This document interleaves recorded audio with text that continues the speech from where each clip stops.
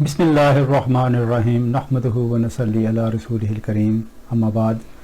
Today I was going to move on to our first phrase, and from there I was going to take you to the first type of sentence in Arabic, but that is not going to happen today simply due to the reason that a few points has been raised about the previous video, and I'm going to address those points. First of all, however, there was a positive point about Balagha aspect of language, which I'm going to elaborate further.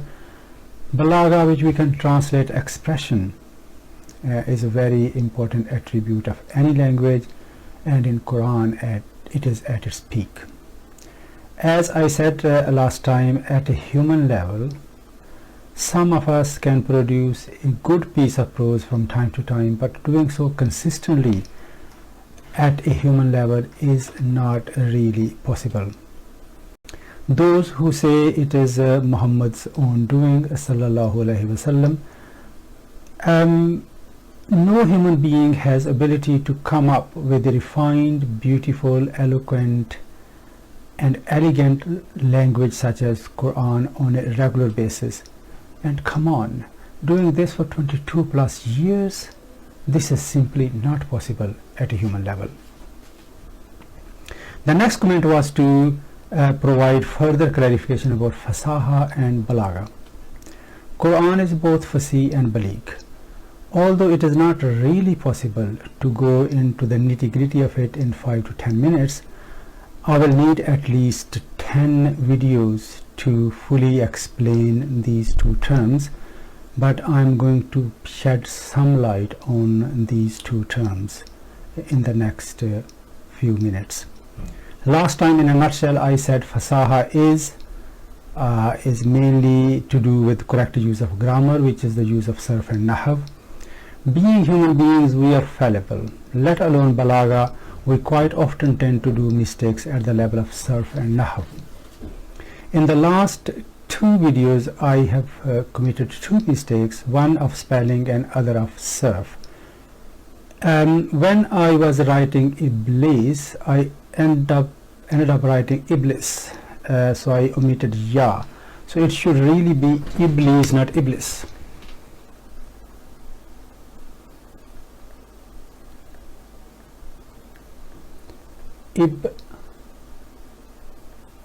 Iblisu, not Iblisu. So Iblisu, Iblisa, Iblisa. This is Ghairu Munsarif. So these are the three Arabic forms. I also did a sarf mistake about this root, which is lam mim sin. Lam mim and sin. So I ended up writing lamisa when I put these together, lamisa, which is mistake of sarf. It is not lamisa, it's lamasa.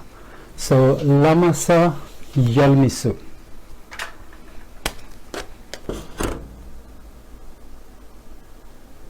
Lamasa madi, yalmisu mudare. And lamsan is masdar, kind of like that. Lamsun, to touch. To touch, that means so lamasa yalmisu. Lamsun is the masdar. And there is another root which is faraha, faraha, and that is something to do with happiness. So Mazi Mudare will be fareha yafrahu, right, blue. Fareha yafrahu, and the masdar will be farahun. Focus here that this is lamsun, this is silent, the middle letter here, middle letter is mutaharrik with fataha, farahun. It's not farahun, farahun lamsun. Now, because touch is at some level to kind of to do with the happiness as well, and we all know that. So the way I'm going to remember this in the future is that these are opposite, Madi and Mudare, for touch and for to be happy or to rejoice at something or over something. So lamasa yalmisu and fareha yafrahu. Lamasa yalmisu, fareha yafrahu. So these are opposite, and this is the way to memorize. I sometimes use these tricks. You may have your own tricks to remember things. So these were the two mistakes which I did, one of spelling and the other one of sarf. So correct use of sarf and nahv are clearly important attributes of fasaha, but there are other elements as well. For example, there shouldn't be any tongue twisters. The words should not be hard on the tongue, and the flow of the language should be maintained at all times. So fasaha basically is good quality language. There are no tongue twisters, for example, in it. And here I have already written something here. For example, if we look at it, so this word in English, I don't know what it means, but onomatopoeia is not really easy to pronounce. So in Quran there are no tongue twisters at all whatsoever, because that will be against the principles of language being fasih. There also shouldn't be any sarf or nahv mistake. I've written here a sentence which to those who do not Arabic perhaps may sound alright. If I read it, Allahumma maghfur li aba'ana wa li ummatina wa li ana. So what I want to say is, oh Allah, forgive my forefathers, my mothers, and me. But I have done a lot of mistakes here in this sentence. So this is Allahumma is fine, but this is here is a mistake of sarf. So the verb is ghafara yaghfuru, ghafara yaghfiru, ghafara yag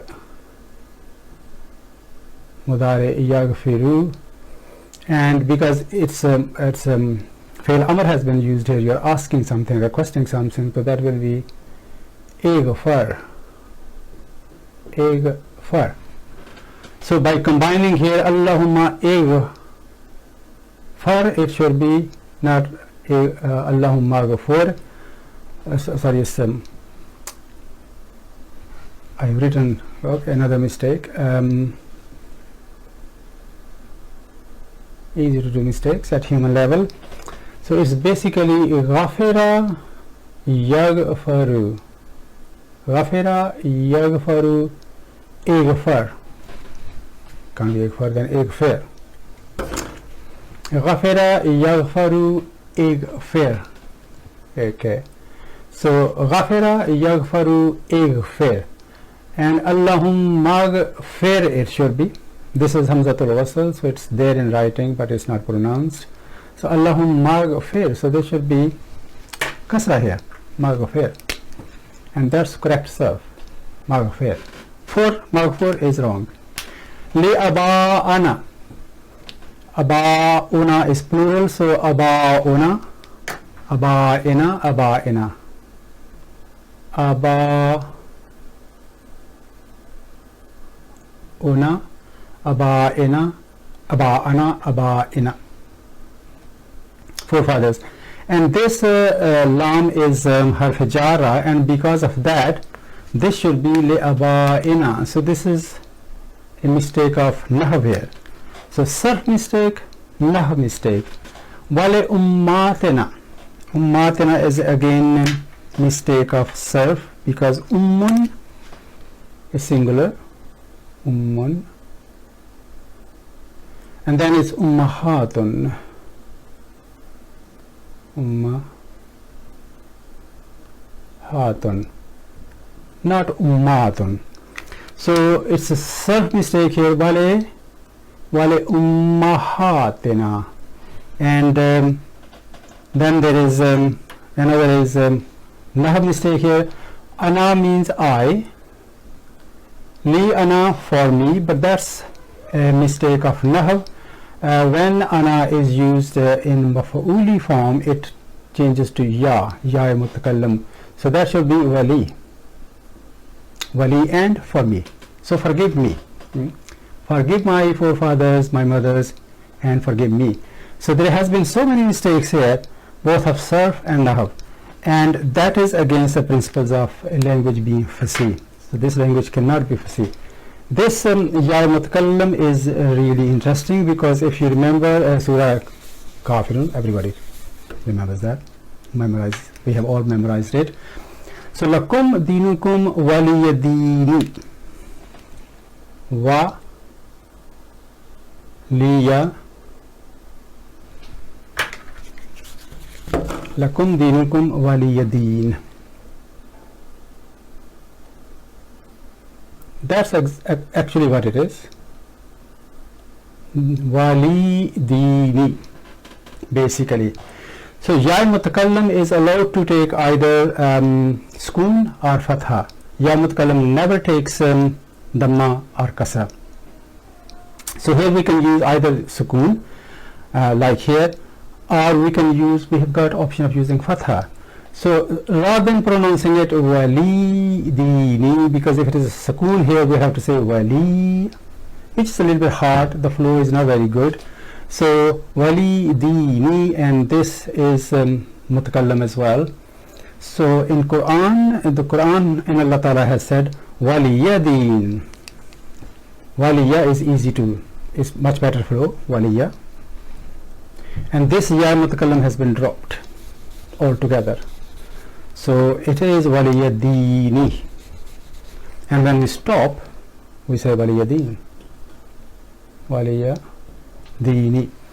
Because this kasra means the ya mutakallam has been dropped here, because otherwise it will not make any sense grammatically from the nahw point of view. So waliyadini, ya has been dropped, so waliyadin, lakum dinukum waliyadin. So that was the important point about this ya mutakallam, because ana will be ya in maf'uli form. So ana I and ya is me, kind of thing. So that's how it works. And then balagha, we said balagha is about expression, which is a good translation. Expression or rhetoric is good translation as well. There are three sciences of balagha, which are ilmul ma'ani, ilmul bayan, and ilmul badi. So let's go to balagha.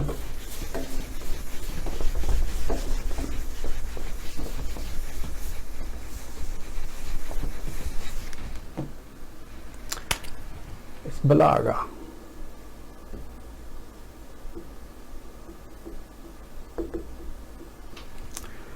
So balagha, we have three sciences there. One is ilmul ma'ani,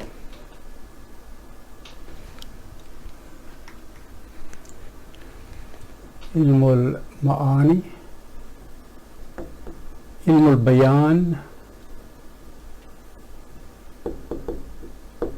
and the third one is ilmul badi.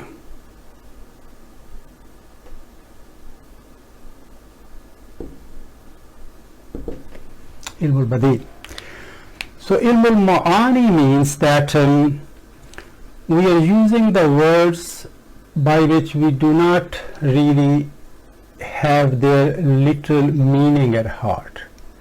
For example, last time I said that we are not continuing to be taxiing on the runway all the time. We are soon going to take off.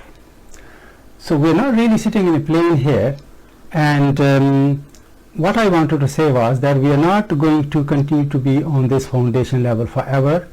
We are soon going to move on.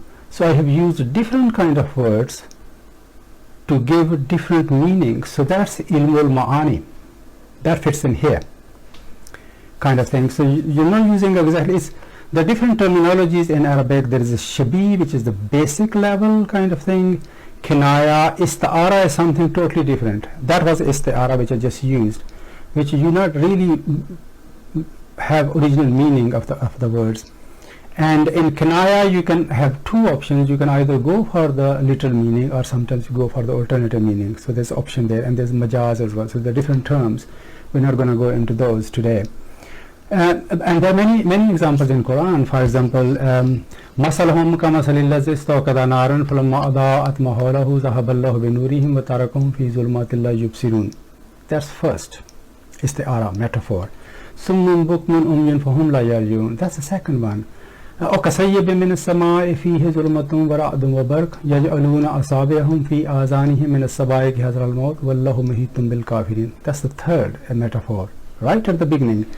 And then the fourth one as well, I think يكاد البرق يخطف أبصارهم كلما أضاء لهم مشوا فيه وإذا أظلم عليهم قاموا ولو شاء الله لذهب بسمعهم وأبصارهم إن الله على كل شيء قدير. So that's the end of the second ruku, and then it changes completely. So in a short space of time there are three kind of metaphors, four metaphors. I think people may differ from me on that. So that's ilm al-ma'ani. And then we have ilm al-bayan. Ilm al-bayan depends on the speaker really, what kind of word you use, what kind of sentences you use, whether long sentences, short sentences, etc., etc. So among the other things, ilm al-bayan is about the appropriateness of the level of language as well. For example, if you ring 999 in an emergency situation and then start talking, oh, how are you, how the life is treating you, what have you been like, long time no see, what the weather is over there like, you know, it's very nice in here, and by the way, I can't breathe, can you help? So this will be totally inappropriate in a 999 call. In 999 call you will say, this is Mr. X, I can't breathe, please help. And the help will be there hopefully in the next 5 minutes or so. On the other hand, if you already spent 5 minutes on talking rubbish in this context really, though it's not exactly rubbish, but it becomes, then that is totally inappropriate for this, in this kind of situation. On the other hand, if you ring, end up ringing a friend to whom you have not spoken for a long period of time, and then you will have these niceties of conversation, and you will say, okay, how are you, how is the life treating you, a long time no see, we haven't met for a long period of time, we have not spoken for a long period of time, what is the situation like in your city, it's very nice in here, weather is really nice today here. And then if you have some kind of ulterior motive, then you can say, okay, by the way, I had this setback and I wonder if you can help, kind of thing. So that will be appropriate in that kind of situation. So that's all to do with ilm al-bayan. It depends on the speaker, and also the speaker can judge the mood of the audience. What do they want to know? What their knowledge requirement says? Is there any confusion out there? Is it important to address that confusion, or just with go your agenda kind of thing? So that's all makes a part of that ilm al-bayan in balagha. A good choice of individual words is also up to the speaker, basically. I have seen in Pakistan, you must have seen as well, that even in medical teaching institutions, they say the patient has expired. Now this is a totally inappropriate use of the word expire. People don't expire, medicines expire, packaged food has expiry date. People don't expire, people die. If you do not really want to use the word die, you can say the person has passed away. That's absolutely fine, but saying the person has expired, it doesn't make any sense at all. And finally, ilm al-badi is about icing on the cake, cherry on top. It's further beautification and refinement of the speech, and further embellishment of the kalam. For example, this rhyming of ayahs which occurs is part of kind of this ilm al-badi. It sounds like poetry. It is not poetry, because Quran clearly says, Allah Ta'ala clearly says in Quran, وَمَا أَلَّمْنَهُ الشِّعْرَ وَمَا يَنبَغِي لَهُ. We haven't taught him poetry. So it definitely isn't poetry, but it kind of sounds like poetry. For example, Surah Adiyat, when you start reading, wal adiyati zabhan fal muriyati kadhan fal mugirati subhan fa asarna bihi nakan fa wasatna bihi jam'a. So this is kind of rhyming, and in many cases this rhyming also gives you sense of a theme. When the rhyming changes, theme changes. So up till here, فَبَسَطْنَ بِهِ جَمْعًا is one kind of rhyming, and then it changes إِنَّ الْإِنسَانَ لِرَبِّهِ لَكَنُودٌ وَإِنَّهُ عَلَى ذَلِكَ لَشَهِيدٌ وَإِنَّهُ لِحُبِّ الْخَيْرِ لَشَدِيدٌ. It changes. So that's one theme, and that is another theme, two different themes, and then there's a third theme as well. So in this small surah there are 3 themes, and this rhyming not only helps to beautify the kalam, but it also gives you some idea when one theme is going to end and the other one is going to start. Similarly in Surah Taha, Taha, Tashka, Tahtassara, it all rhymes, and then it changes, Hal Ataka Hadith Musa, then the story starts, you know. So that's all part of the Balagha aspect, which is Ilmul Badi in this case. The next point was raised about the abstract level of the alphabets, the roots which we use at abstract level. As I said, it represents the meaning in a broad and kind of general level. Let us look at that root Kaf Ta Ba again. So Kaf Ta Ba, when we write Kaf Ta Ba in isolation, which I mean is that we are looking at these letters in isolation, isolated kind of concept, that we are not combining them. Basically, we are not giving them in order. They are looked at in isolation. We can Kaf Ta Ba, we can write Kaf Ta Ba, we can write Kaf, by the way, and Ba, Kaf, Ta, we can write Tha, Ba, and Kaf. The point is that we are looking at these letters in isolation. We are not giving them a specific order.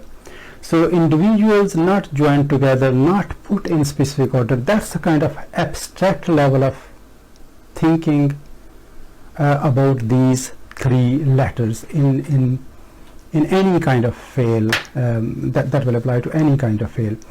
So when we put these letters in a specific order, they generate a root of 3 letters, which has its own specific intrinsic core meaning, which applies to all the words which are derived from that root. For example, when we put this Kaf Ta Ba together in this order Kaf Ta Ba rather than Kaf Ba Ta.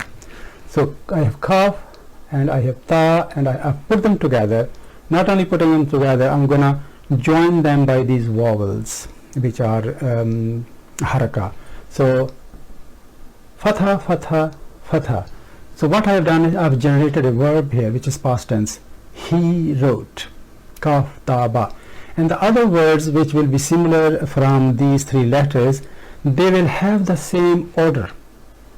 Kaf will be first, then will be Ta, then will be Ba. There may be other letters in between. For example, Khatibun, Khatibun. So there's alif extra here, but Kaf Ta Ba is in the same order. We can say Maktubun, Maktubun.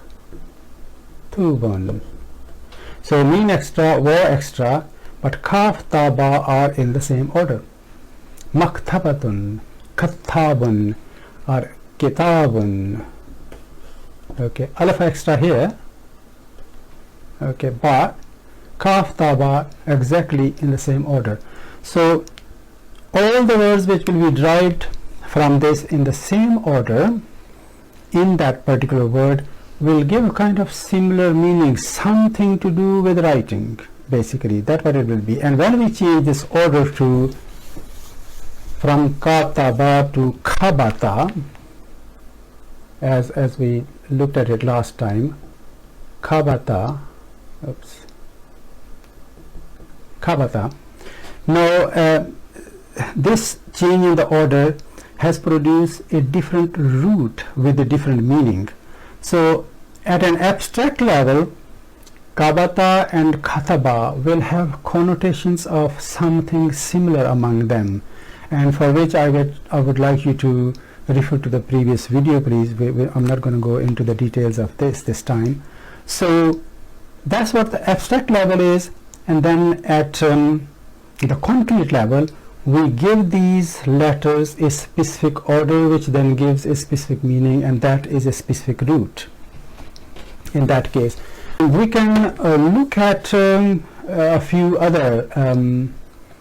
I was asked to look at these three letters: lam, mim, za. One is lam, written isolatedly, and it's mim, and it's za.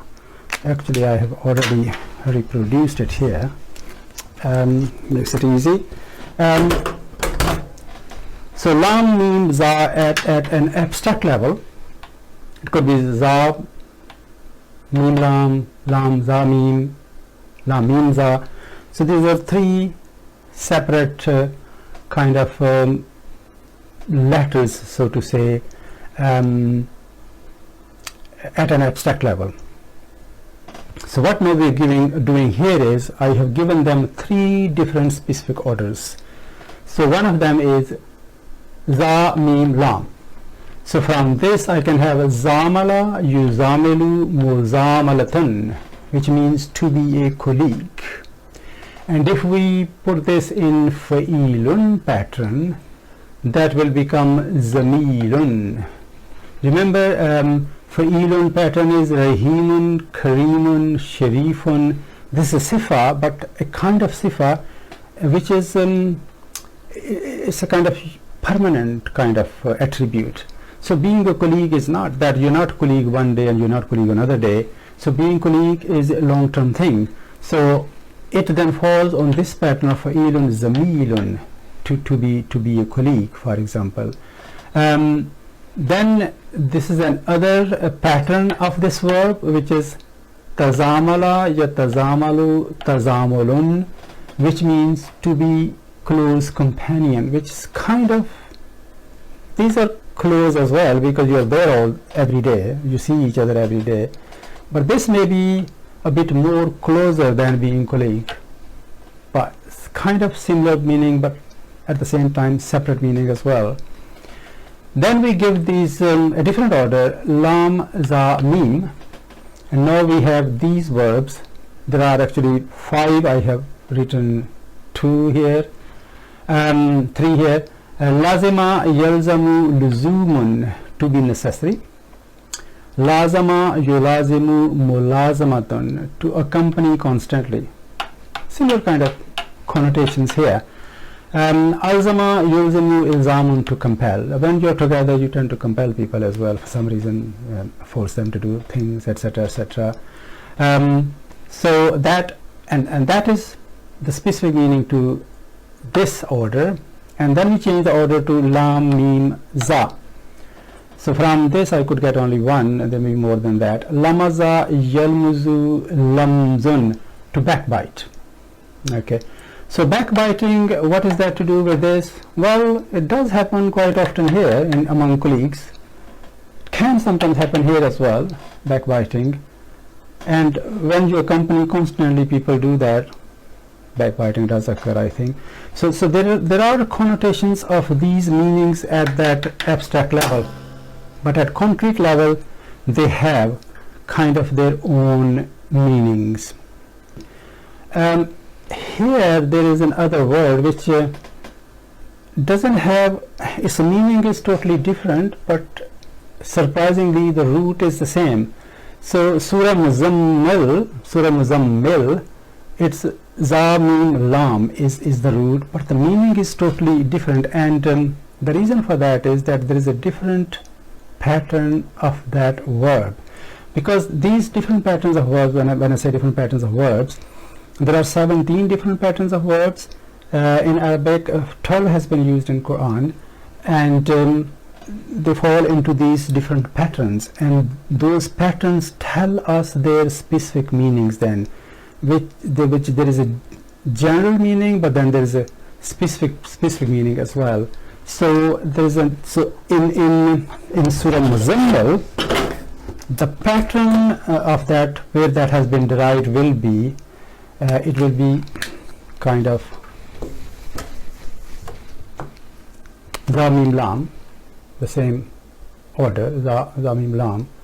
but the pattern will be that of tafa'ala yatafa'alu.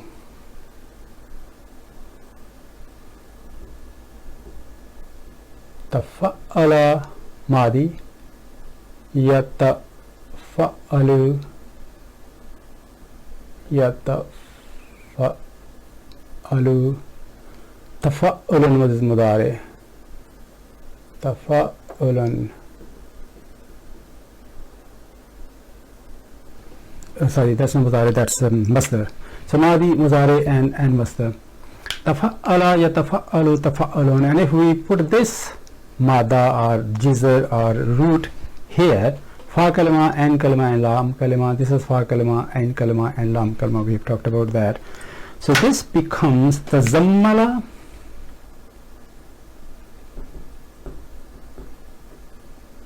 tazammala yatazammalu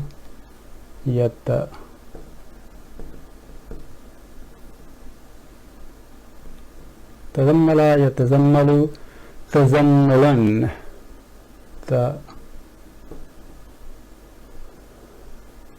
tazammulan. So madi, mudare and masdar. And in these abwab, babun and abwabun, these are abwabs are chapters of 17 chapters. In these mazid fi abwab, in which when I say mazid fi, in mujarrad form, at this level, which the first siga and the first form of the verb, in which here we will see only 3 root letters, no additions at all. So that's called mujarrad, and that's a third person masculine singular form of the verb. So there will be only 3 letters, which is mujarrad, which is original pure. But when we make additions like this, zamala, tazamala, alzama, this is also mujarrad, but these are mazid fihi because there are additions in them. There's a hamza extra here, there's alif extra here, for example, there is another alif extra here. So in here, in this pattern, we have got ta extra, then we have fa, which is fa kalima, ain kalima and lam kalima. And in these, when we make ismul fa'il and ismul maf'ul, we make from mudare. Here we make them from madi. For example, lazima yalzamu, to be necessary, and we can say lazimun and malzumun. So ismul fa'il and ismul maf'ul, active participle and passive participle. Similarly here, lamaza malmuzun, lamaza backbiter, and malzumun on which the action of backbiting is taking place. So ismul fa'il and ismul maf'ul. But here the ismul fa'il and ismul maf'ul, they are made from mudare. So what we do is basically we remove the marker of mudare, which is ja here, and change it to meme. So that become mutta, and give it dhamma rather than fatha. Mutta za, and here either we can give kasra or fatha, and here we give tanween. So that will become either mutazammilun or mutazammalun. So mutazammilun will be ismul fa'il and mutazammalun will be ismul maf'ul. So ismul fa'il, the active participle, and ismul maf'ul, the passive participle. But what happens is, because ta and za, and their ham makhraj, their articulation points are close together in the oral cavity. So rather than saying mutazammil here, for example, these are merged together and za becomes double, so it becomes muzammil,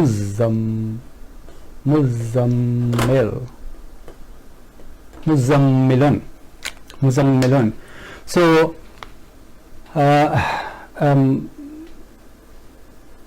tazammala yatazammalu tazammulun kind of means fold oneself, to wrap oneself in garments, and muzammil means the one which is folded in garments, and this is one of the nicknames of our Prophet. Allah Ta'ala gave him that that name. Muzammil is you wrap in clothes when you kind of feel unwell or frightened, if you feel feverish or if you're frightened of something, that's this fi'l is used. When you are lying down in bed at night time to sleep, then mudassir is the word which is used. So it's slightly different meanings, but similar is the wrapping and being in duvet or in blanket, that kind of thing. So that term has clarified this, I suppose. So if all this has helped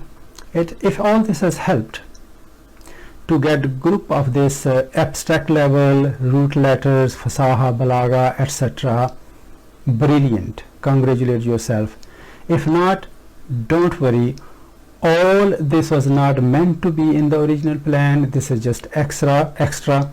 When we have completed the basic level, you can always refer back to this video, and at that particular time it will, I'm sure it will make much more sense. At this stage, what we really, I can't speak properly now. At this stage, what we have to do now is to focus on Lugha, Sarf and Nahw. That's it. That's what we're doing for the moment. Forget about abstract levels kind of things. Forget about Fasaha and Balaga as well. They will come on later on, but we do not have to focus on them at this stage. Subhanakallahumma wa bihamdika ashhadu an la ilaha illa anta astaghfiruka wa atubu ilaik.